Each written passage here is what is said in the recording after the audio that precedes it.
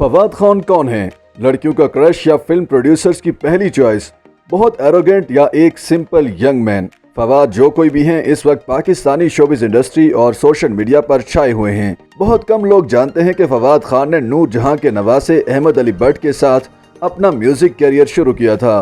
उन्होंने lead singer के तौर पर कई शोज किए।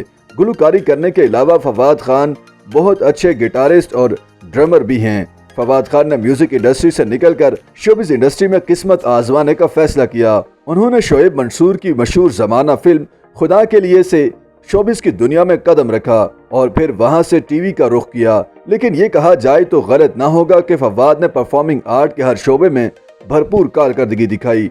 जिंदगी गुलजार है, दास्तान और हमसफर जैसे शाहकार ड्रामों के बाद फवाद ने इंडियन सिनेमा में भी खूबसूरत और कपूर एंड सन्स नामी फिल्मों में काम किया।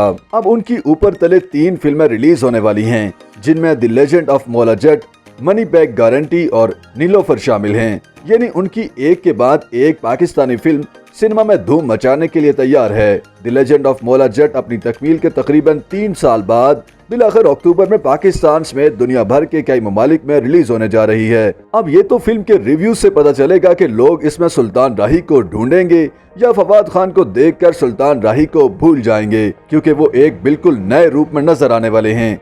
सोशल मीडिया पर उनके एक ताज़ा इंटरव्यू के मुताबिक मौला जट का रोल कबूल करते वक्त पहले तो उन्हें हंसी आई कि क्या वो एक्शन और वायलेंस से भरपूर फिल्म कर पाएंगे, लेकिन फिर उन्होंने इस किरदार को एक चैलेंज के तौर पर कबूल किया। और फवाद खान ने बताया कि मैंने अपना किरदार समझने के लिए ओरिजिनल फिल्म मौला जट कई बार देखी। उसके बाद मैंने हॉलीवुड के रिचर्ड गेयर और लॉलीवुड के आमिर खान की तरह पहले बॉडी बनाई और फिर ठीक ठाक पंजाबी में लाउड डायलॉग बोलने की प्रैक्टिस भी की। तहम उन्होंने एतराफ किया कि वो हमजा अली अब्बासी जैसे अच्छी तरह डायलॉग अदा नहीं कर पाए। फवाद खुद को काफी डरपोक करार देते हैं और उन्हें बंदूक से डर लगता है, इसीलिए मौला जट नामी फिल्म में काम करते हुए उन्होंने सिर्फ गंडासा उठाया। इस फिल्म में हीरोइन यानी मखू जट्टी का किरदार माहिरा खान ने अदा किया और उनकी और फवाद खान की केमिस्ट्री से कौन वाकिफ नहीं। दोनों अच्छे दोस्त हैं और उनमें लड़ाइयाँ भी होती हैं, लेकिन कैमरे के सामने आते ही दोनों लव बर्ड्स बन जाते हैं। शाहकार ड्रामे हमसफर में फवाद और माहिरा का रोमांस किसे भूला होगा।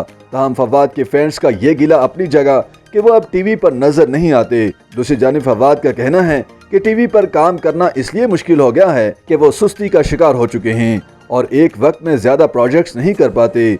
जब पूछा गया कि वो सोशल मीडिया पर बहुत ज्यादा दिखाई क्यों नहीं देते, तो फवाद ने कहा कि इंटरनेट का इस्तेमाल ट्विटर, इंस्टाग्राम या टिकटॉक तक महदूद नहीं, इससे और भी काम लिए जा सकते हैं। उन्होंने एक और सवाल पर कहा कि मुझे तो आवाज डिस्ट्रीब्यूशन की फिलॉसफी भी समझ नहीं आती। बाज़ औक़ात जबरदस्त परफॉर्मेंस देने वाले आर्टिस्ट जिंदगी में एक भी अवार्ड हासिल नहीं कर पाते, हालांकि उनका काम सबके सामने होता है। तहम फवाद अपनी चहीती बीवी सदफ खान को अपनी कामयाबियों का क्रेडिट देना नहीं भूलते। फवाद को आप फैमिली मैन भी कह सकते हैं।